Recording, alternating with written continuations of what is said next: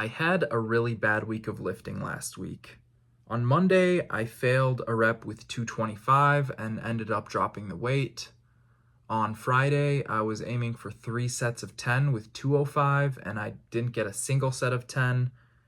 I knew I had to do a deload, and it made me think of the first time I had a hard sparring session. I probably walked away with a mild concussion, but despite that, I remember the events of that day quite vividly.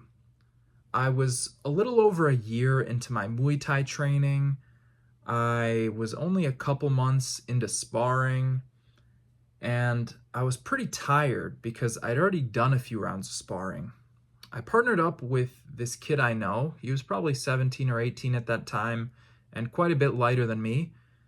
And we were taking it easy. We were doing some light sparring, just making sure our shots are landing, making sure, we're not trying to hurt each other. We're just trying to practice our technique.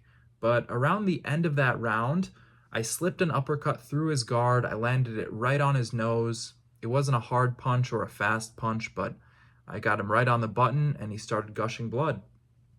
And what tends to happen in my gym is if you look like a bully, if you look like an aggressor, one of the fighters is going to step up and they're going to beat you up to show you this is why we don't go hard in sparring. You got to learn your lesson. You got to know to control yourself.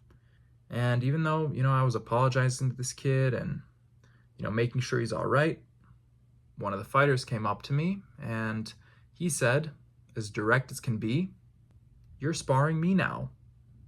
Up to this day, I don't think anyone's ever been so direct with me, but I obliged. I really had no reason to get out of it.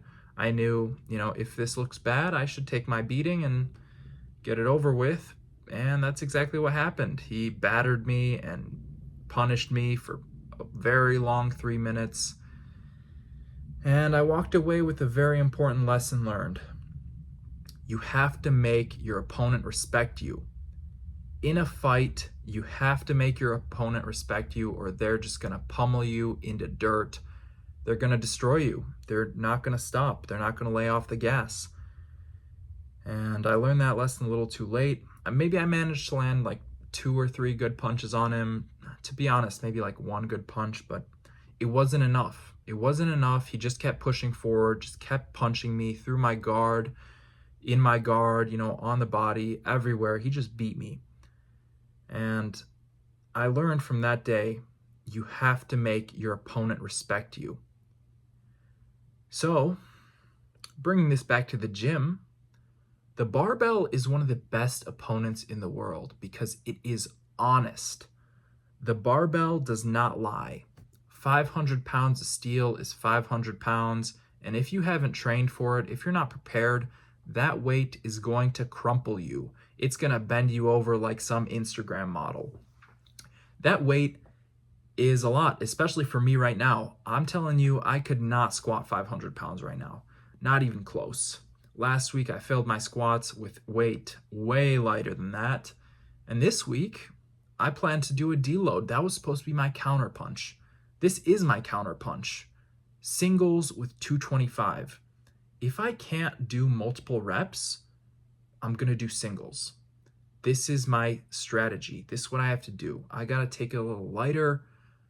I got to stand my ground. I got to do what I can, because a lot of people would give up here. A lot of people would fail that week and they'd say, all right, I'm taking a month off. It's been a good 10 weeks of pushing. I need a month off. But not me. I got to get my punch in. I got to make the barbell respect me a little bit.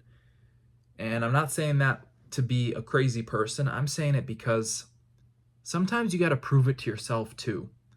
I know I could lift 225. Doesn't matter if I don't feel like I could get the reps today. I know I could get the weight up. So that's exactly what I did. That's my counterpunch. Thank you for watching. Click that link below to work one-on-one with me, and I'll see you in the next one. Bye.